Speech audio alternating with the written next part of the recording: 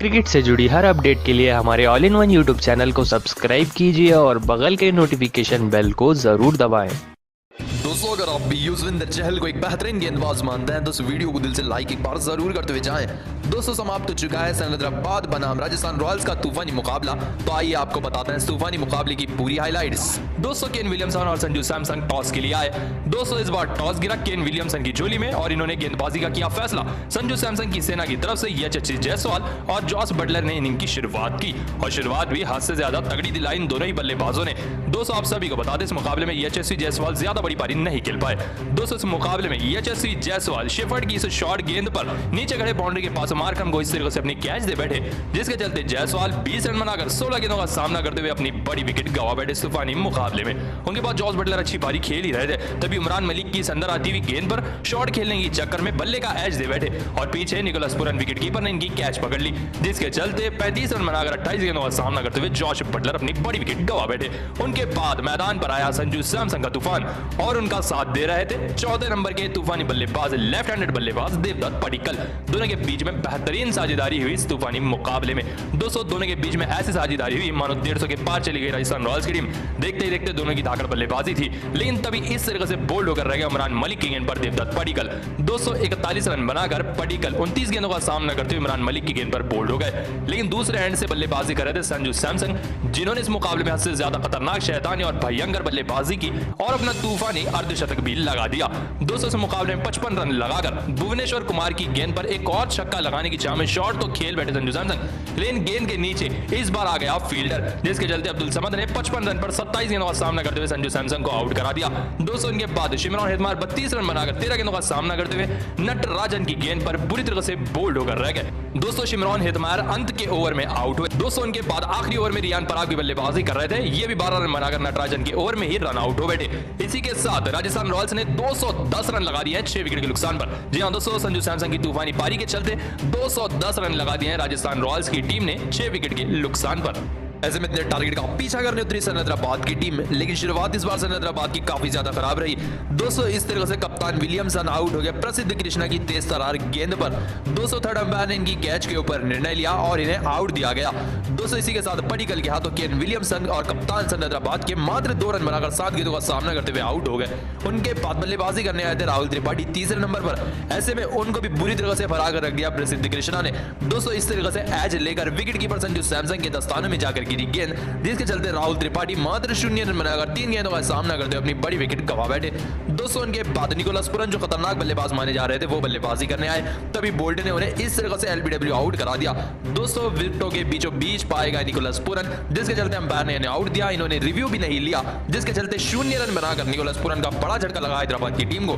दोस्तों, उनके बाद बल्लेबाजी कर रहे थे अभिषेक शर्मा जो सलामी बल्लेबाज थे। दोस्तों, ये भी चहल की घूमती हुई गेंद को बड़ा शॉट खेल बैठे, लेकिन बाउंड्री के पास से शिमरॉन हेतमायर, जिसके चलते एक तूफानी तरीके से 9 रन बनाकर अभिषेक शर्मा 19 गेंदों का सामना करते हुए अपनी बड़ी विकेट गंवा बैठे। ऐसे में इनके बाद बल्लेबाजी करने आए थे अब्दुल समद, इनसे बड़ी उम्मीद थी, लेकिन ये भी चहल को हल्के में लेकर बड़ा शॉट खेल बैठे। ऐसे में गेंद बाउंड्री के पार नहीं गई, एक और बार गिरी फील्डर के दस्तानों में जो कि रियान पराग थे, जिसके चलते अब्दुल समद भी मात्र 4 रन बनाकर 6 गेंदों का सामना करते अपनी बड़ी विकेट गंवा बैठे। दोस्तों, इनके बाद रोमारियो शेफर्ड बल्लेबाजी करने आए थे, लेकिन इनको भी 24 रन पर इस तरह से बोल्ड कर रख दिया युजवेंद्र चहल ने अपनी घूमती हुई गेंद पर, जिसके चलते ये भी 24 रन बनाकर 18 गेंदों का सामना करते हुए चहल के हाथों बोल्ड हो गए। उनके बाद अंत में आकर तूफानी पारी खेली वाशिंगटन सुंदर ने 40 रनों की। ऐसा लग रहा था कि ये थोड़ा मुकाबला बदल देंगे, लेकिन ये एक नामुमकिन जीत थी जिसके लिए सिकंदराबाद लड़ रही थी। दोस्तों, तभी बोल्ट ने ऐसा यॉर कर रखा कि गेंद गिरी सीधा फील्डर के हाथों में, जिसके चलते वाशिंगटन सुंदर भी इस मुकाबले में 40 रन बनाकर सिर्फ 14 गेंदों का सामना करते हुए तूफानी पारी खेलकर आउट हो गए।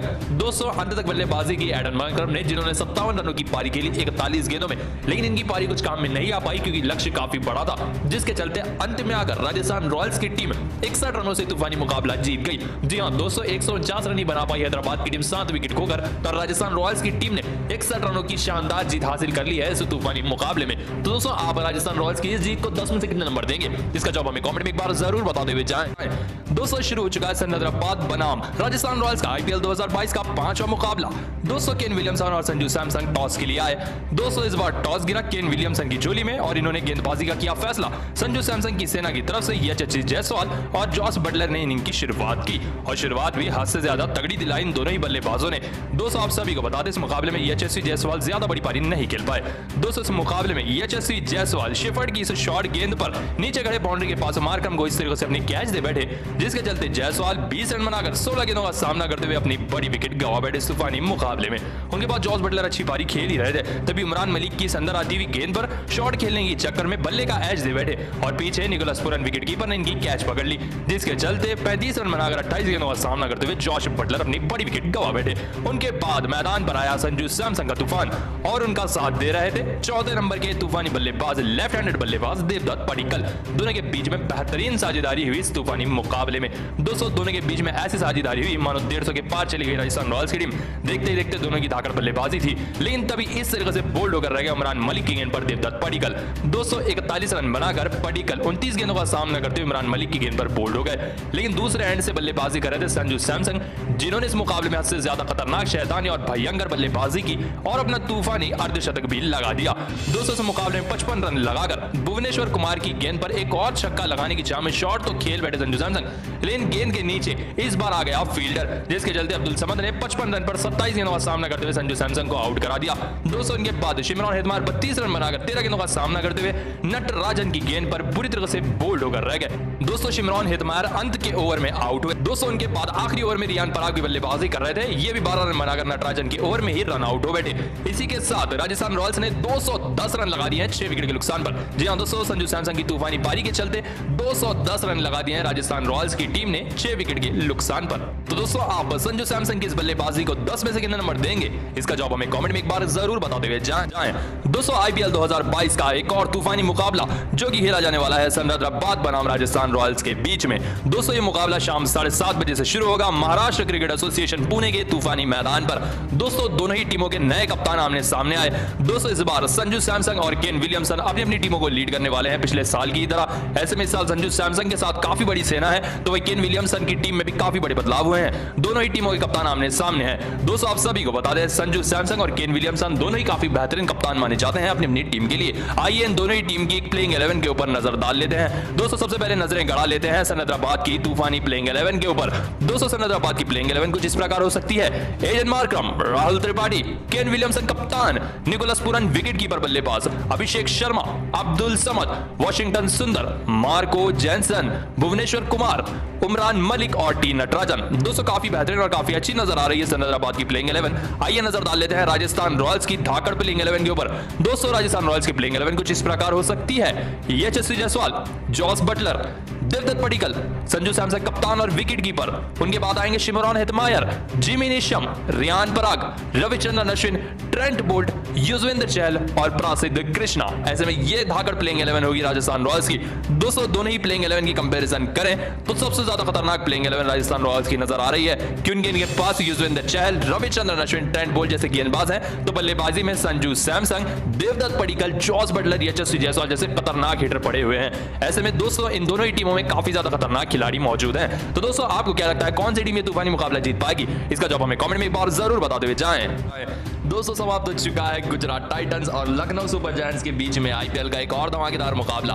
दोस्तों लखनऊ सुपर जायंट्स को बुरी तरह से हरा कर रख दिया इस मुकाबले में गुजरात टाइटंस की टीम ने, वो भी 5 विकेटों से। लेकिन जितनी जीत ये आसान लग रही थी उतनी आसान थी नहीं गुजरात टाइटंस के लिए। गुजरात टाइटंस को जिताने में भी केएल राहुल का ही हाथ था। जी हां दोस्तों, केएल राहुल ने अपनी कप्तानी से कुछ ऐसी बड़ी बड़ी गलतियां की जिसके चलते गुजरात टाइटंस ने मुंह का निवाला छीन लिया लखनऊ सुपर जायंट्स के और इस तूफानी मुकाबले को अपने नाम किया, वरना लखनऊ सुपर जायंट्स की टीम कब का मुकाबला जीत जाती। 235 गेंदों पर 70 रनों की दरकार थी। मैदान पर नए बल्लेबाज राहुल टिवेटिया बल्लेबाजी कर रहे थे और डेविड मिलर बल्लेबाजी कर रहे थे। दोस्तों ऐसा लग रहा था कि 99% ये मुकाबला लखनऊ सुपर जायंट्स की टीम जीत गई है, लेकिन तभी केएल राहुल ने अपनी दिमाग की खुराफात दिखाते हुए दुश्मन छमीरा जैसे बड़े गेंदबाज को रखते हुए गेंदबाजी देने का फैसला किया दीपक हुडा को, जिसे देख दूसरे गेंदबाज रवि बिश्नोई भी हैरान होकर रह गए। दोस्तों केएल राहुल के इस डिसीजन को देखकर खुद क्विंटन डिकॉक भी हैरान हो गए कि क्या सोचकर उन्होंने दीपक हुडा को गेंदबाजी दी है, वो भी इतने अहम वक्त पर जहां मुकाबला बदल सकता था। दोस्तों अब बात कर लेते हैं इस ओवर में आखिर हुआ क्या। दोस्तों जैसे जैसे ही गेंद पहली गेंद डाली दीपक हुडा ने तो पहली गेंद पर राहुल टिवेटिया ने डॉट की और दूसरी गेंद पर छक्का जड़ दिया। उसकी अगली गेंद पर सामने की तरफ एक करारा चौका लगाकर एक सिंगल ले लिया। ऐसे में उसकी अगली गेंद पर डेविड मिलर ने एक और चौका लगाया। दोस्तों ये चौका लगाने के बाद डेविड मिलर ने एक आखिरी गेंद पर एक और तूफानी तरीके से छक्का लगाया। दोस्तों कुल मिलाकर इस एक ही ओवर से 22 रन आए, जो कि एक ब्लंडर साबित हुआ केएल राहुल द्वारा। दोस्तों दुष्मंता चमीरा एक ऐसे गेंदबाज इस मुकाबले में जिन्होंने 2 विकेट निकाले थे, उनको छोड़कर केएल राहुल